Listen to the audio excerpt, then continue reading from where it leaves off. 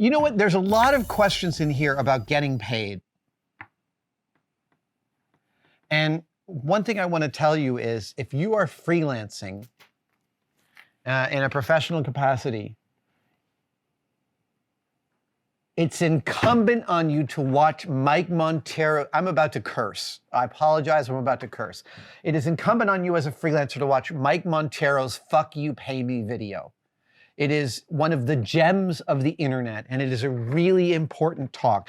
Mike Monteiro is a great friend of mine and a superhuman of a human being. I love that man. This is an amazing talk. He brings his lawyer to the talk and tells you about how to write a contract, how to protect yourself. All of my answers to dealing with trouble getting paid will be in this category of make sure you have a contract, make sure you have a lawyer. I didn't have a lawyer back when I was freelancing. Now, today, I do have a lawyer, and my lawyer does go over freelancing contracts before I sign them. I sign very few, but that still has happened. And having a contract and having a lawyer are the most elaborate ways of saying, be crystal clear upfront in every way that you can be crystal clear about the parameters of the job, the expectations of the client, and what you will and can deliver. That clarity is often put into the form of a contract, which is the best way to enforce that clarity and the best way for you to get paid. Mike Monteiro, F-U, Pay Me. Watch it, right? I literally just watched it because it came up in a Metafilter thread. And I watched it 10 years ago. I think it's 11 or 12 years old. I watched it when it first came out, and I just watched it again a few weeks ago, and it made me so happy. Oh, yeah, I'm psyched that you're gonna get to see that for the first time if you've never heard of it. Mike is a graphic designer, has a wonderful graphic design company with his wife called Mule Design.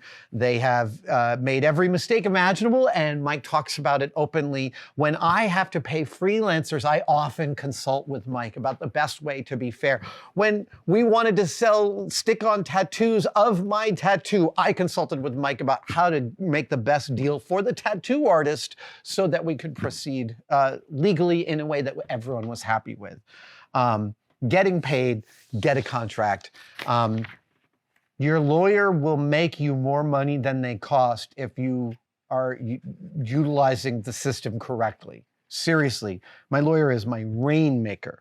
How do you assess, Lee Marsh has this question, how do you assess the viability of a new member of your workshop team? I've had people who wanted to be model makers but couldn't deal with the reality of it. Yeah, slowly. Various Cheeses has gifted memberships. Thank you so much, Various Cheeses. How do you assess the viability of a new team member? Yeah, it's really important to watch their reactions to things at a high level and see that it'll fit. What he says is, I've had people who want to be model makers but couldn't deal with it, couldn't deal with the reality of it. We had somebody who came in for a couple of days at ILM. This was during episode 2.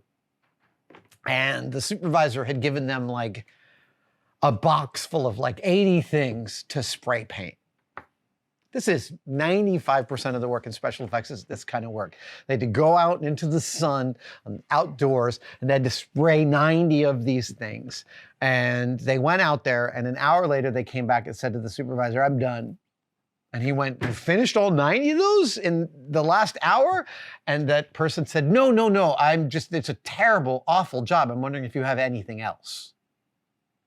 I haven't finished. I just don't want to do it anymore. And the supervisor, I think, said, you can go home, and did not hire them again. Because that kind of thing is, that may sound, I hope that doesn't sound extreme. Because being given a task and coming halfway through it and saying, I don't want to do that task anymore, that's valid, but that also means you don't want to work here. Those two things mean the same thing. Because if you got into special effects or model making because you want to have fun, well, you're going to. But you're going to have fun at the end of all the tedium. 90% of it is going to be tedium and drudgery. You're going to bruise your hands and cut your fingers and make the same thing 50 times and make it wrong and have to make it again 50 times. And that is all, people call that dues paying. It doesn't have to be suffering, but it absolutely is dues paying. And then like 10, 15, maybe 20% of the time you get to build what you like, or you get to impart your own aesthetic skills. But the rest of the time, you got to just support the team because we're all doing all the drudgery.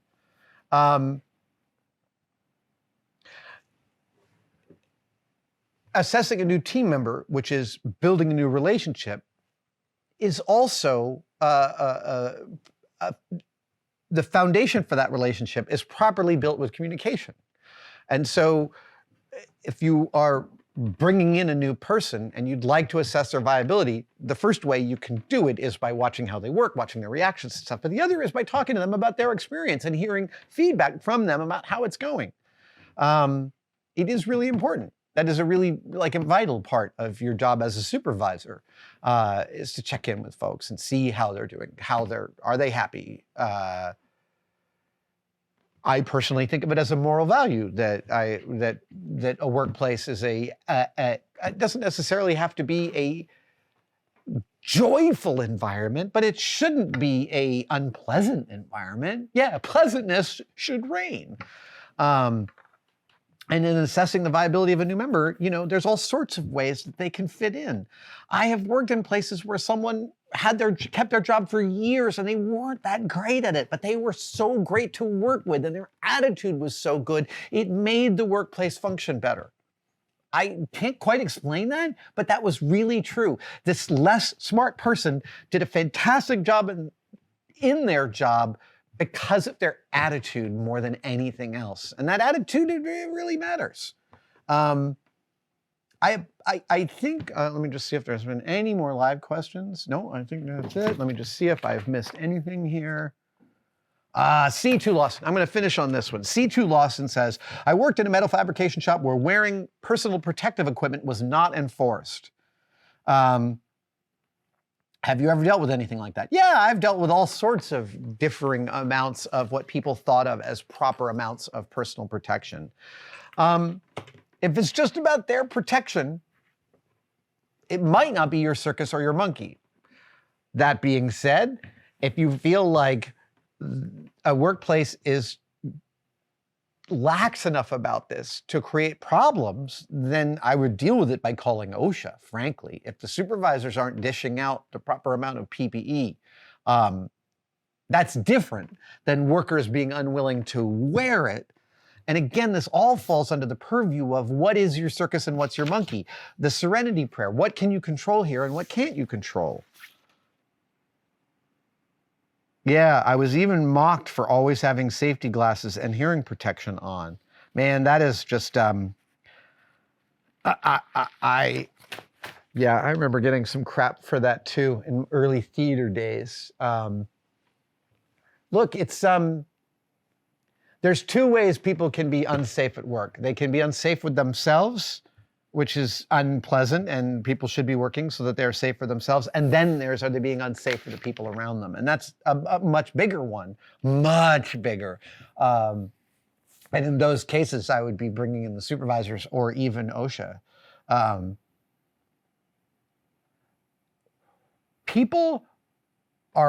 We are all of us weird. And as we try and overlap our various neuroses and coping mechanisms and ways we've learned to deal with stuff, it is never simple, but it doesn't have to be unpleasant. It can be incredibly difficult, but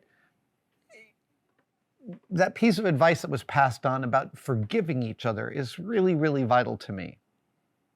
Your life is better if you go through the world doing that than if you're holding on to the people who have harmed you and keep on thinking about him. It is the dig two graves when you want to enact revenge, because you are dying a death as well. But at the same time, we don't have to conform to some outside standard as much as I think we all have to learn how to work with each other. Yeah. Look, this is the longest way of saying all of these questions are really important questions and really important discussions to have. And I love all these questions about like what happens when I'm a supervisor, because the best way to create nice work environments is to learn what you didn't like. And as soon as you are in a position of any control, stop doing those things. And that is how generationally and culturally we heal dumb things that we have done in the past, like, well, create your long list. It is a generational thing. But I think the key takeaways to me from all of this is Q-tip, quit taking it personally, learn what you can and can't control and be okay with that, and forgive each other. And most importantly, frankly, forgive yourself. Yeah, that's the biggest one. Make sure you're spending some time forgiving yourself. Thank you guys so much for joining me on this absolutely gorgeous, rainy day in San Francisco. After all the droughts, we never complain about the rain. I'm beaming about it. Stay dry, stay warm if you're in a place in the country that's cold, and I'll see you guys next time. Thanks so much for joining me. Thank you so much for watching. If you'd like to support us even further, you can by becoming a tested member.